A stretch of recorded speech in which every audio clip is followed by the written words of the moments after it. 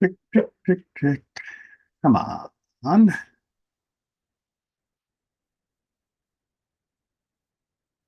Correcting. Needs me to tick a few more buttons to make sure people can comment.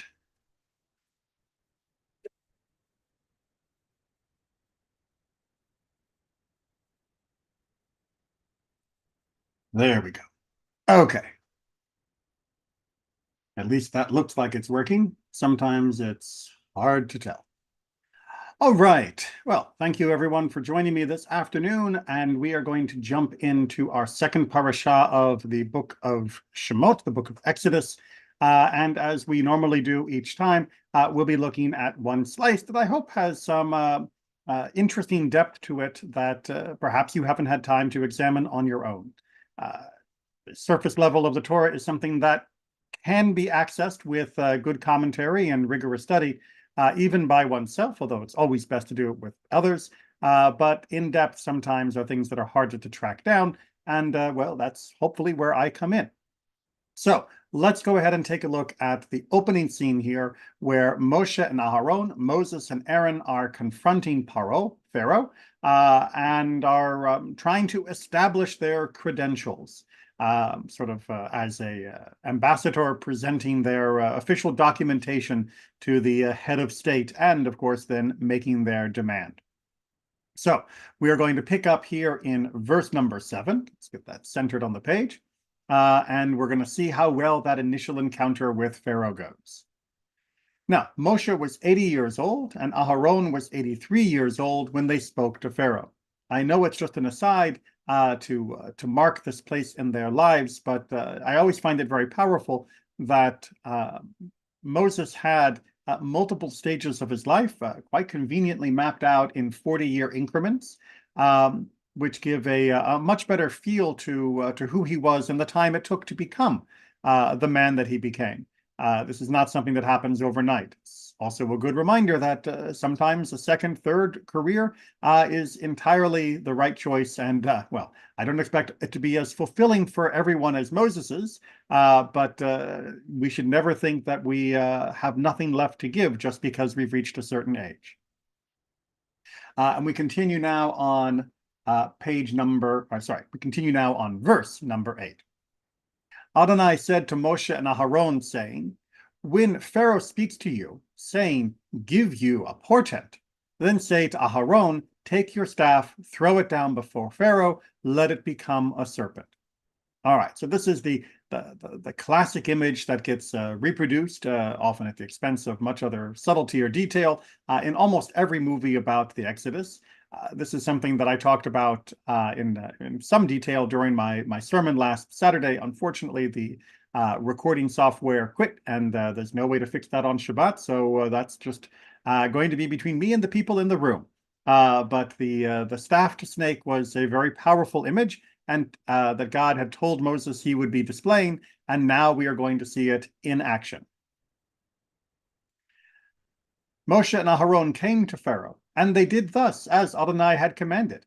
Aaron threw down his staff before Pharaoh, before his servants, and it became a serpent. All right, so we knew that this was one of the signs that was going to be mentioned all the way back at the burning bush. It had just been repeated that this is going to be done again, although with the slight emendation due to Moses' hesitation that Aaron would be the person actually throwing down the stick. But now, finally, in verse 10, all the buildup has come to its fruition.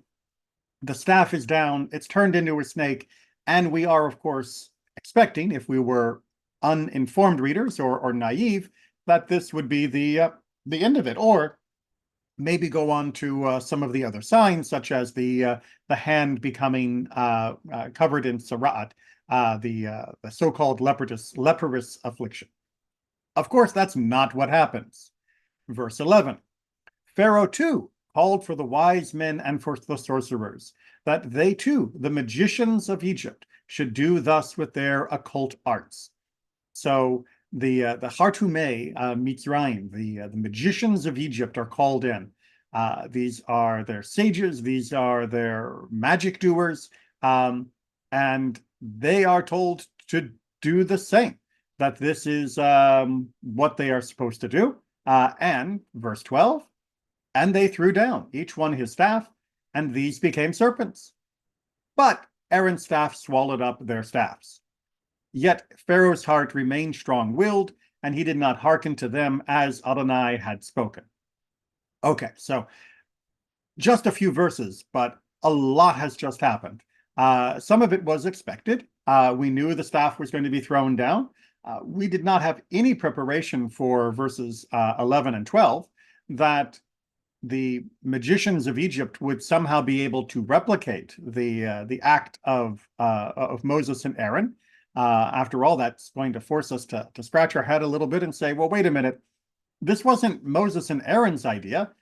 This was God's idea of what should be done to prove the validity of God's claim.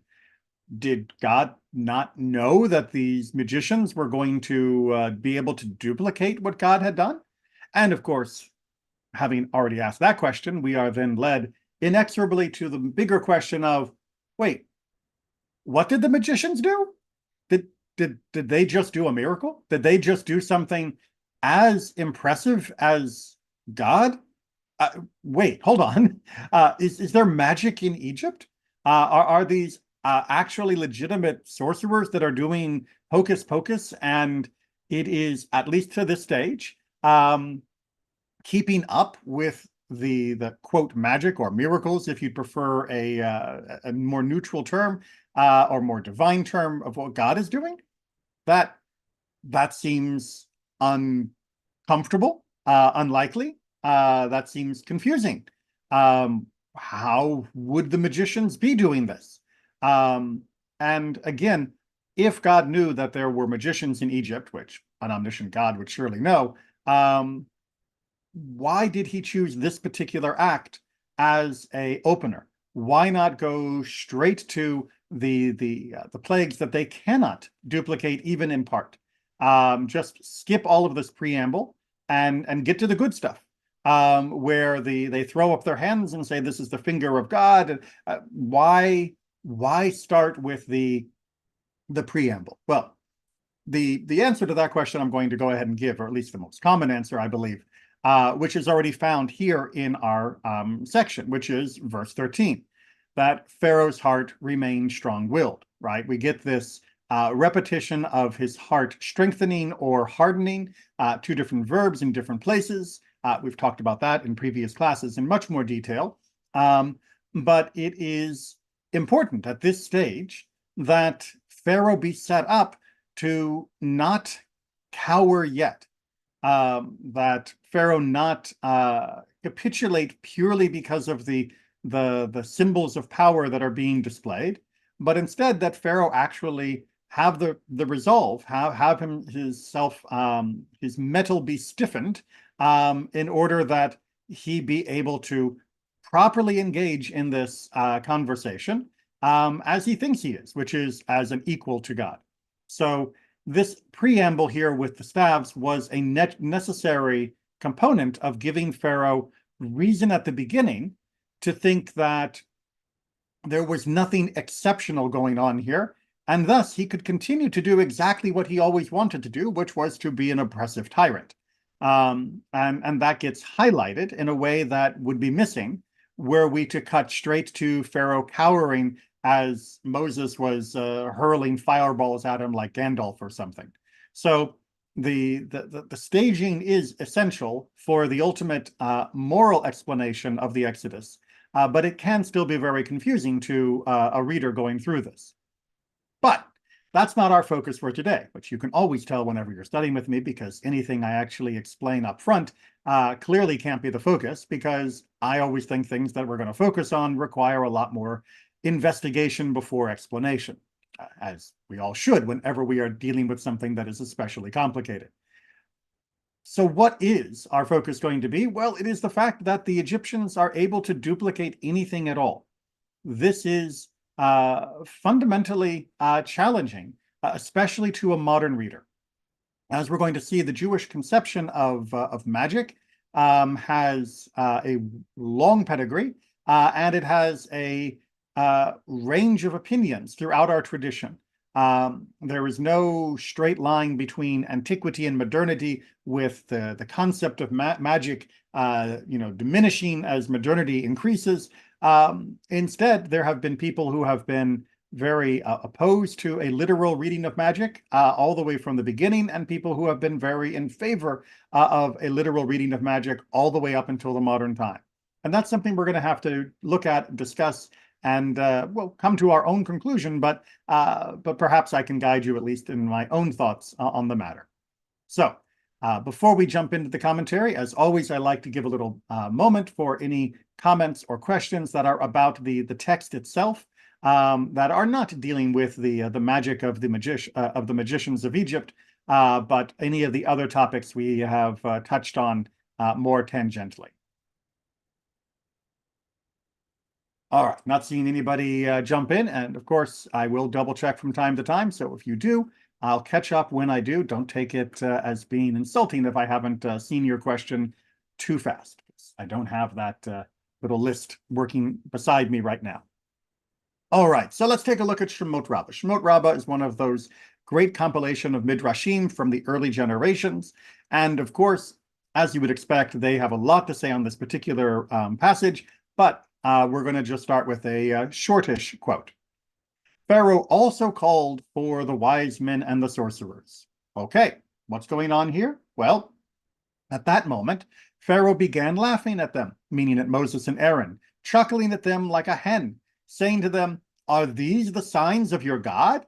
The way of the world is that people bring merchandise to a place that needs it. Do they bring fish brine to Spain, fish to Akko? Do you not know that all sorcery is in my control?" All right, so what's going on here is Pharaoh is basically mocking them for such a feeble attempt to show the power of their God. Because after all, magic is pervasive throughout ancient Egypt. It is just awash with sorcery and magic. And the phrase "bring fish to Akko" or fish brine to Spain is basically the ancient equivalent of "bring coal to Newcastle." Why would you bring something to a place that already has an overabundance? You think we're going to be impressed by that? If you want magic, hold on. I got people who can do magic. And indeed, immediately he sent and brought children from their schools, and they too performed this. Moreover, he called his wife, and she did so, as it is stated. Pharaoh also called. What is also? It is that he called even his wife, and she did so. So it's fixating on that phrase "also" or "gam" in the original Hebrew. Of why would it say he also called the wise men and sorcerers? That must mean that he must have called someone else in addition, because also, well, means addition. If it's, such and gam, such and such, I ate a hamburger and I also ate French fries. If I just said I also ate French fries, you would know that I must have eaten something in addition to the French fries, because that's what the word "also" means. And that's true both in Hebrew as well as English. So who was the "also"? Well, variously according to the Midrash, it was children or even his wife, which at the time, of course, were not considered to be of the greatest skills and power, part of the misogyny of the ancient world, I'm afraid, that it wasn't even just the sorcerers that were doing the same trick, that even children and women could do that trick as well. So really, were you going to impress Pharaoh with this kind of trick? And as the Midrash goes on to say, each man cast his staff. The magician said to Moses, "Are you taking straw to Ophrim?" Which is, again, another coals to Newcastle type reference. So look, you think you can do that? All of us can do that. You bring one stick, we've got 1,000 sticks that can turn to snakes. What's the big deal? But he said to them, "To a city of vegetables, take vegetables." So indeed, the proper response, says Moses, to the coals to Newcastle critique is that, in fact, if you want to sell coal, go to the place where people are buying coal. And that is where you're going to find a market for it. If you want to sell vegetables, go to where they're selling vegetables, because that means there will be more customers for the vegetables there. This is a very sharp criticism of Egypt, and again, further explains in the eyes of this Midrash of why God orchestrated this scenario, when it was going to be obviously duplicated by the magicians of Egypt. It was precisely because they were a people that were awash in this type of magic act that this type of magic act would be a proper opening start, that they were speaking their language, if you will. They were coming to them in a format, a medium that would be appreciated, even if duplicated, by the people of Egypt. That is a very clever way of saying that actually, I'm not doing this because I think it's important. I'm doing this because you people seem to be impressed by things like this. So yeah, that's the explanation for why I'm bringing this here. By the way, coals to Newcastle, ironically, sometimes there is a reason to bring coals to Newcastle. It's a very famous story of an early colonial in America that took a load of coal to England and ended up actually making a fortune because of the local economic conditions, meaning that the local coal wasn't available for sale. So sometimes bringing coals to Newcastle, even in a literal sense, is the right thing to do. All right, so let's go on here to continue with this idea of magic, and we're going to take a look at Mishneh Torah. This is Rambam's magnum opus of Jewish law, and while it is generally very straightforward in its explanation, it does occasionally like to also give further information or ideas behind the various mitzvot. So when talking about magic, Rambam has this to say. All the above matters, meaning all the various categories of magic, and sorcery, and such, are falsehood and lies, with which the original idolaters deceived the Gentile nations in order to lead them after them. It is not fitting for the Jews, who are wise sages, to be drawn into such emptiness, nor to consider that they have any value. As it says in the book of Numbers, no black magic can be found among Jacob or occult arts within Israel, and also in Deuteronomy, these nations which you are driving out listen to astrologers and diviners. This is not what God has granted you. So Rambam, in a few short sentences, is very much reiterating not only that we are prohibited from using magic, but that using such magic is a falsehood and a lie, that there is no substance to it, that there is no reality here, that whatever you may have seen that was presented as being true magic, sorcery, divination, etc., was in fact a trick, that it was a lie, that it was a show meant to deceive you, and that's it. That there is no reality happening within the physical universe, or spiritual for that matter, that would give any substance to this magic that you are seeing perform. Now, how do we then understand what was going on with the magicians of Egypt? Well, the commentaries and that support Rambam say that what they did simply looked like it was real, but it was not actually real. That it gave the semblance of reality and of matching what Moses and Aaron had done, which was a true divine miracle, but that their actions, while similar in appearance, were fundamentally different in substance. Now, can the average person tell the difference? Well, unfortunately, under casual observation, many people can't tell the difference between truth and lies. That's why lies work with a lot of situations. And that seems to be what Rambam is supporting here. But he goes on to say, not only is this emptiness, but whoever believes in things of this nature and in his heart thinks that they are true and words of wisdom, but are forbidden by the Torah, is foolish and feeble-minded. He is considered like women and children who have underdeveloped intellects. Again, I apologize for the misogyny of the ancient world. There's really not much more to say other than the situation of women in particular was kept at such a state that oftentimes men were unaware of the intellectual capacity that women have. It's a shame, but thankfully something that has been overcome by the radical idea of allowing women to exercise their own freedom to learn and excel as they are able to do so. And funny enough, they are incredibly capable, just like people are, of all types.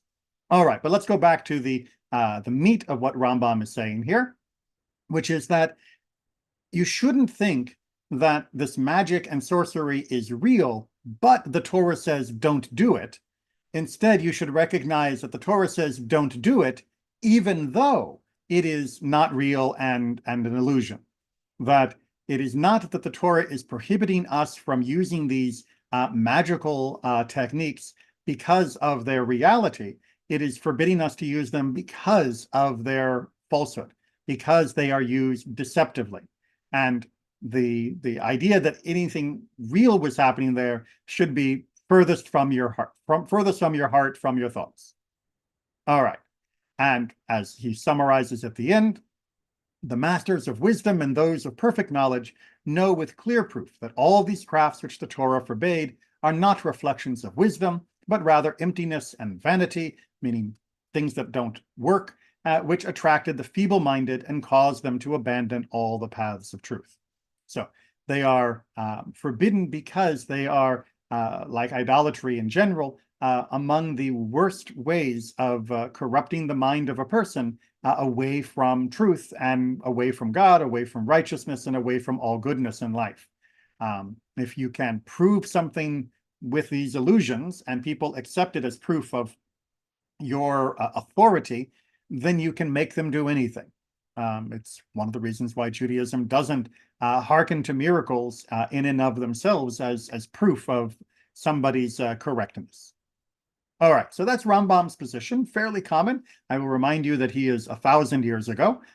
So this is not exactly a modern opinion, as exemplified by his overt misogyny. But this is also not a universal opinion for his time period, or even those periods that came after him, as we will see here in a rather lengthy discussion of Ramban. I know Rambam and Ramban sound very, very similar. You can think of them as Maimonides and Nachmanides. Nachmanides, Ramban, came from the Spanish Peninsula and then eventually ended up immigrating to the land of Israel. But he was a few hundred years after Rambam.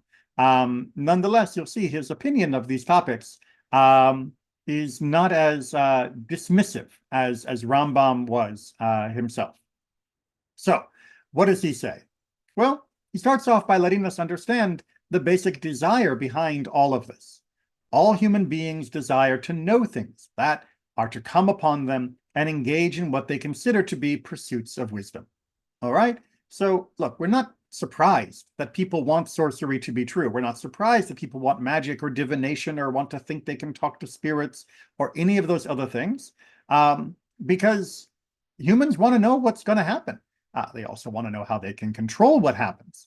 And if they think they have found a way through any of these various sorcerous techniques, then yeah, no surprise that they're going to try to use them.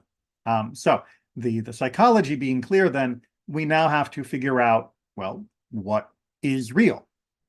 So, and now know and understand concerning the subject of sorcery, that when the Creator, blessed be He, that's God, created everything from nothing, He made the higher powers to be guides for those below them. All right, so this is a almost Aristotelian view. It is certainly a very Kabbalistic conception with the universe being created, but in the upper realms, God actually creating additional powers that have authority, much like a imperial bureaucracy, where you have an emperor at the top, meaning God, and then you have various governors or people appointed to be in charge of different domains, that God has appointed various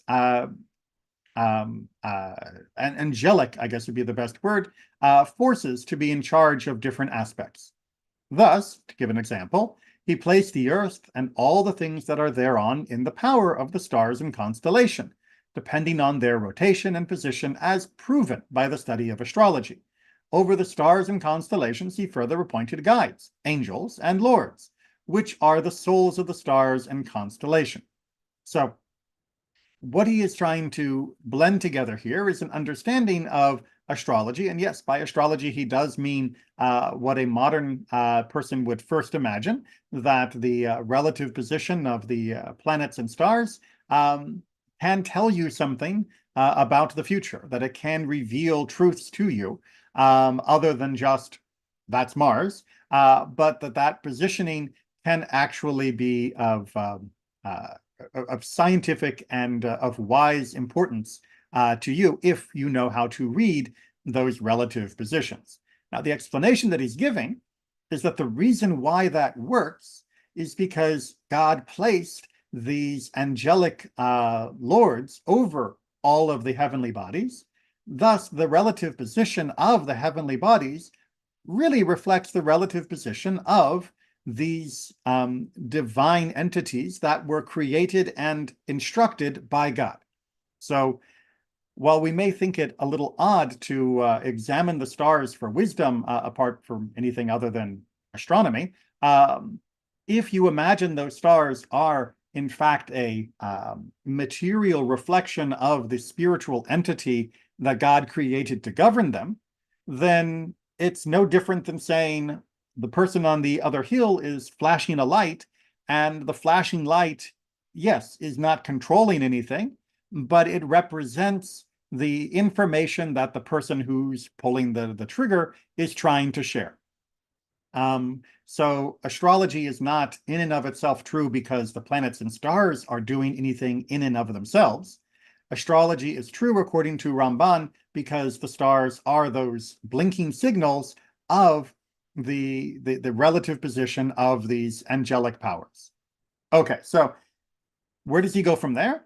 Well, thus, if the direction of the stars toward the earth be good or bad to a certain country, people, or individual, the higher dominions can reverse it of their own volition. As they have said, the opposition for the word oneg, meaning pleasure, is nega, meaning plague. Okay, so he's now intimating another level, which is probably going to be even harder to swallow, which is, okay, so these relative position of the blinking stars are telling me something about the individual angels that are behind them, and thus I can glean wisdom. Okay, maybe I can sort of go with that. But now, if I somehow get those higher dominions to change their mind, reverse it of their own volition, then I can change the actual, well, good or badness of whatever is currently being indicated. That not only is this a giant headlines of the divine newspaper, but that it is an accessible. I can edit it in some manner, which he hasn't said exactly, but that because these are under the control of these angelic forces, if the angelic forces wish, then it can be changed. And it's just a matter of making sure that's what they want, as he goes on to say. God ordained it so, meaning set it up in this way where they had some will, some volition, because he, blessed be his name, changes the times and the seasons. He calls for the waters of the sea to do with them at his will, and brings on the shadow of death in the morning without changing the natural order of the world. And it is he who made the stars and constellation move about in their order.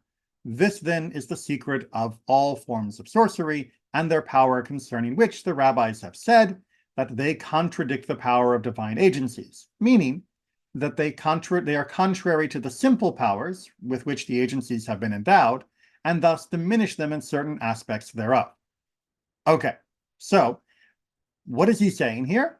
Well, he's saying that when God set things in motion, when he set up the waters of the sea, when he set up the paths of death and of the constellations and the stars, that he set them up under the will of these angelic entities.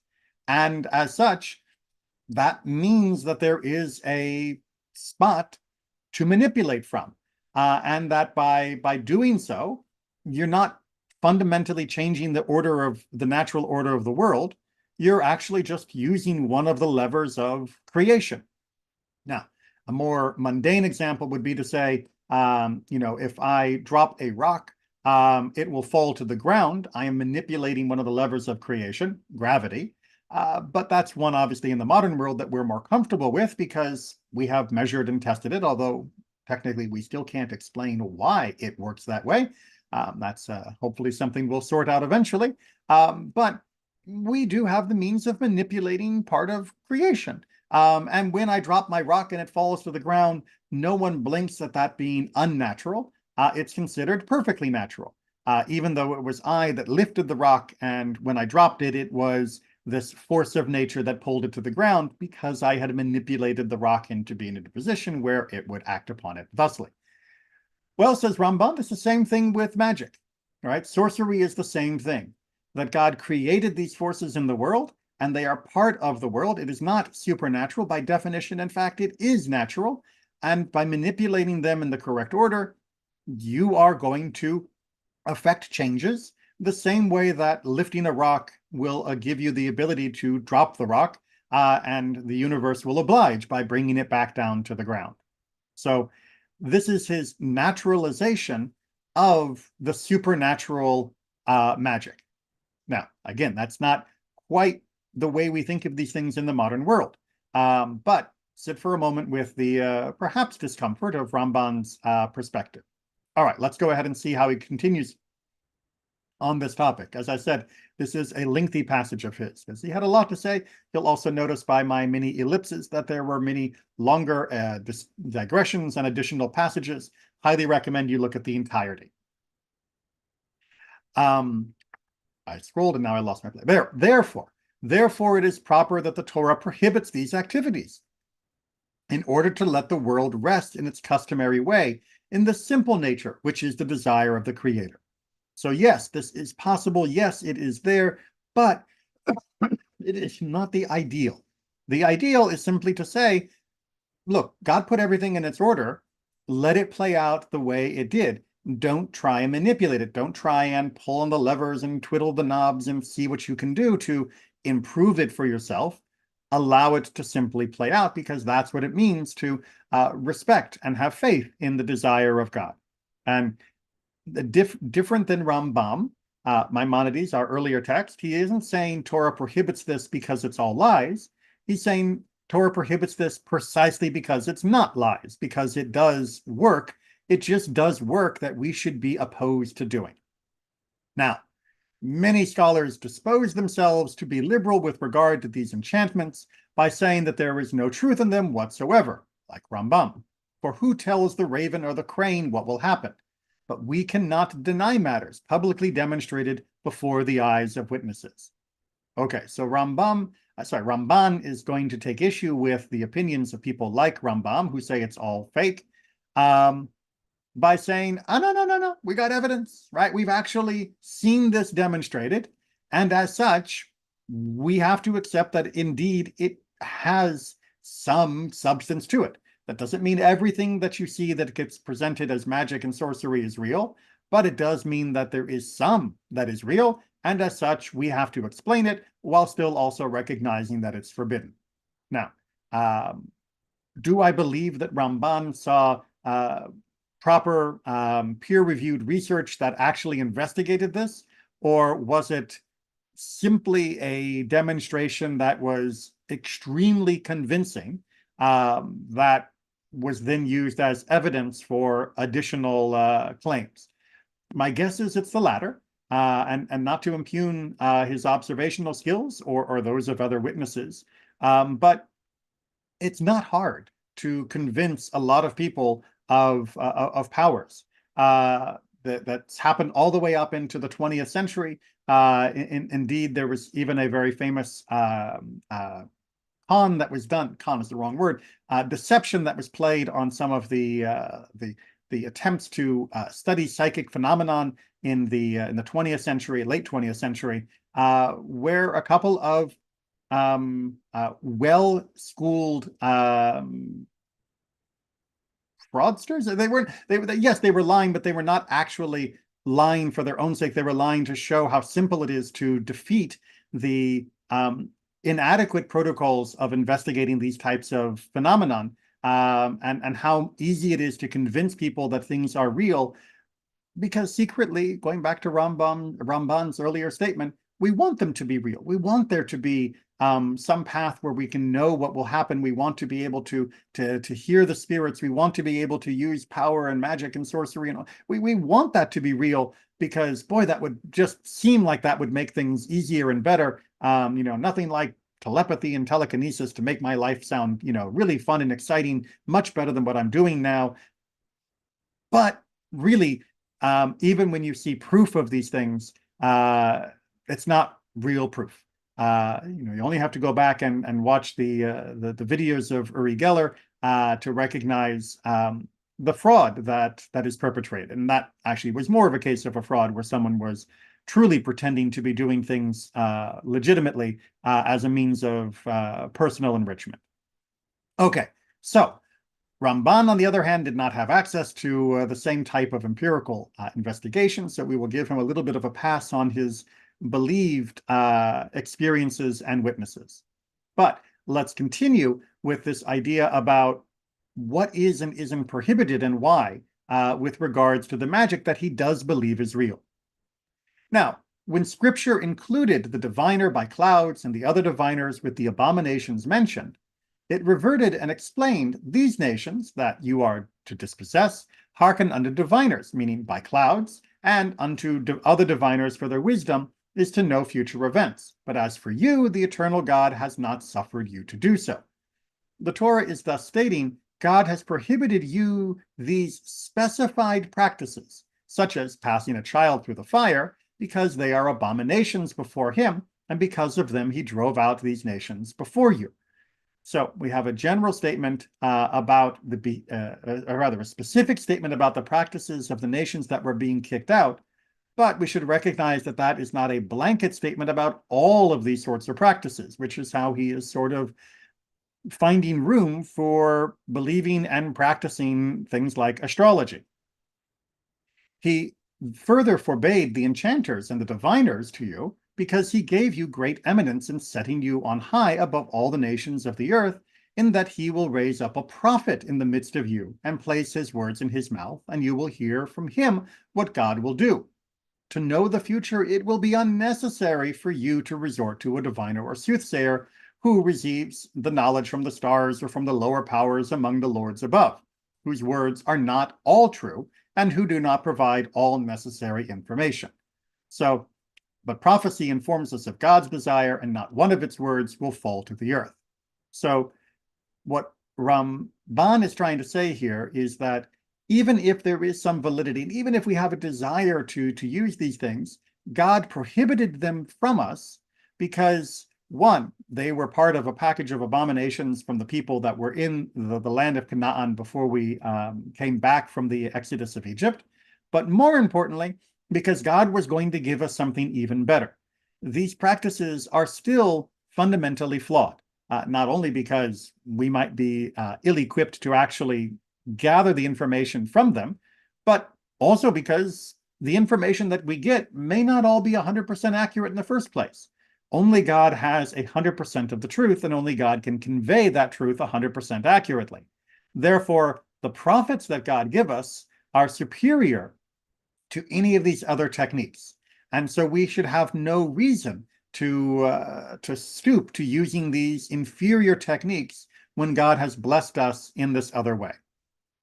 He goes on to argue, it is with this which Scripture explains, that if ever an ostensible prophecy does not come to pass, that it is the thing which the Eternal has not spoken. Meaning, that's one of the ways we test prophets, because if it didn't happen, then clearly God wasn't telling them, because they can't say, oh, I must have read it wrong, because that's not how prophecy works when it comes to God. You get it right, or you're not a prophet. Thus, you are his portion and his treasure, hearing his counsel from his mouth, while theirs is the portion of the constellations which they follow, this being the sense of the verse. But as for you, the Eternal, your God, has not suffered you to do so. So what it's saying is, yeah, they're going to use constellations, and yeah, that's okay. But you don't have to, you shouldn't, because you are going to have prophets instead. This is the meaning of which the Eternal your God has allotted unto all the peoples, as I have explained. And in the Sifrei, the other Midrashic collection, the rabbis have said, they hearken unto diviners by clouds and other diviners, Perhaps you will say, they have a source from which to inquire about the future, and I have nothing from which to inquire. Scripture therefore states, but as for you, the eternal your God has not suffered you so to do so.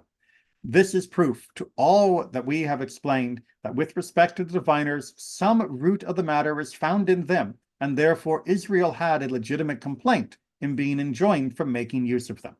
Okay, so his final argument about the validity of some forms of magic is the fact that we seem to be, at least in Sifre here, complaining that we didn't get it, that we were denied the right to use it, that it was a commandment to limit our access to this.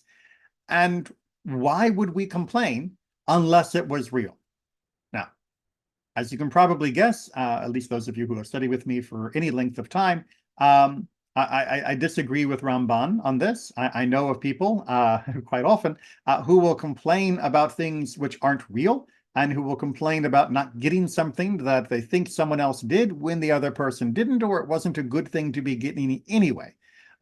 Human beings are remarkable in their capacity for the ability to complain about, well, everything. What is true, what is not true, what would be beneficial for them, and what would not be beneficial for them. So I don't see that as being proof of any validity behind this magic. And until this point, we've been sort of entertaining this reality, but Ramban is essentially trying to maintain this, not because he has seen great evidence, and not because it truly reconciles a textual question, but because he does believe that he has seen great evidence for astrology, for reading the star signs and using that as a means of interpreting the future. Really up until the very, very modern times, astrology was often included as a serious science in many, many communities. Even as other things like alchemy and other types of sorcery and necromancy fell away during the Enlightenment period and the rise of the scientific method, astrology hung on for a very, very long time. There is something so satisfying about mapping out the stars and tracking their position and doing all of the math that is involved, that it feels like it must be true. Anything with those many equations must be legitimate. The problem, of course, is that no, just because something is difficult, and even if something can be, quote, shown with the math, that doesn't mean that it actually proves the claims that it is making. So yes. So let's use that, though, as our springboard for our final text here for today. I know I normally don't go over 2 pages, but sometimes things are just longer than are going to fit, and I don't want to make the text too small. So going into the Talmud, there is a remarkable section where they sort of try to discuss much of the magic ideas, and we end up with 3 different categories within this discussion. Now, this is not the final word, as the Talmud is very important to always remember that in the Talmud, often the final word can come pages later or have even been before it. But it is an important summary of the discussion at this point. Abaye says, the halachot of sorcery are like the halachot of Shabbat, meaning in that their actions can be divided into 3 categories. There are some of them for which one is liable to be executed by stoning. Indeed, that is the punishment from the Torah for violating these prohibitions. And there are some of them for which one is exempt from punishment by Torah law, but they are prohibited by rabbinic law, which the Torah didn't say don't do them exactly, but the rabbis have said you shouldn't do them as a fence, as a buffer. And there are some of them that are permitted ab initio, that are fine, as we would call it lechatchila in Hebrew, meaning from the outset, that they are not prohibited at all, even though they fall into the category of some kind of magic. All right, we're going to get examples. So Abaye elaborates. One who performs a real act of sorcery is liable to be executed by stoning. One who deceives the eye is exempt from punishment, but it is prohibited for him to do so. All right, so let's deal with those 2, because those are the 2 that are going to be the easiest to handle of this particular passage. So doing actual sorcery, making the claims of sorcery, doing actual deeds that are part of a magical tradition. No, you're actually trying to do sorcery, you're out. Now, you may notice in this translation of the Talmud that the translator will bold the words that are part of the actual text of the Talmud and then leave as a smaller font the joining sentences that they are using to take the very brief statements of the Talmud and put them into a more readable form. That's a great system. I personally really find it a very satisfying, especially in a case like this where you can see that the phrase performs a real act. The phrase real is an interpolation by the translator. That doesn't appear in the text itself. So how are we to read that? Does that mean that the translator believes that sorcery is real? Or does that mean that the translator believes that there are some sorcerous behaviors that are what we mean when we say sorcery? That's the real sorcery, even if it is still fake and an illusion, like Rambam talked about. And indeed, how do we square that then with the second category, which is that of deceiving the eye, which is more obviously an illusion? Well, I personally think what the Talmud is trying to say here, and I can't speak for the translator, but what I think the Talmud is trying to say here is that there are those who know that what they are doing is a lie. There are those who know that what they are doing is deception. And they get up there and they pull the rabbit out of the hat, and they know that it's fake, but they claim that it's real.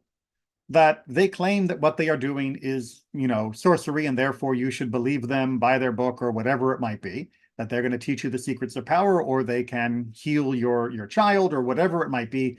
But they know that it is an illusion. They know that what they are doing is an illusion. They are deliberately orchestrating the illusion to trick the eye of the watcher. That's category number 2. Now, technically, what the Talmud is saying here is that is not prohibited by Torah to be punished by stoning. But it is still prohibited. You're not allowed to tell somebody that you're doing magic, even if you know that what you're doing is just an illusion. Now, that does not rule out stage magic in the modern entertainment industry, because I hope everybody knows that when you go to see a stage magician, whether it be at a local theater or a Las Vegas show, that nobody actually believes they're really doing magic. We're just going there because we like the spectacle. And if everybody knows when you walk in that it's all a show, then there is no true deception. It's amazingly quick of how they do things, and the staging is always very impressive, but there is no actual deception. There is no actual lie any more than when you watch a Shakespearean play. The man on stage is not actually Henry V.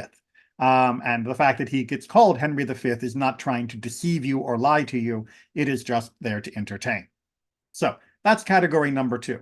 Category number 1 would be for people who perform these acts, believing that they are actually real, that they are sincerely engaged in sorcery and magic, not as an attempt to deceive others, although they may also be lying about other things, but because they believe that they legitimately have power.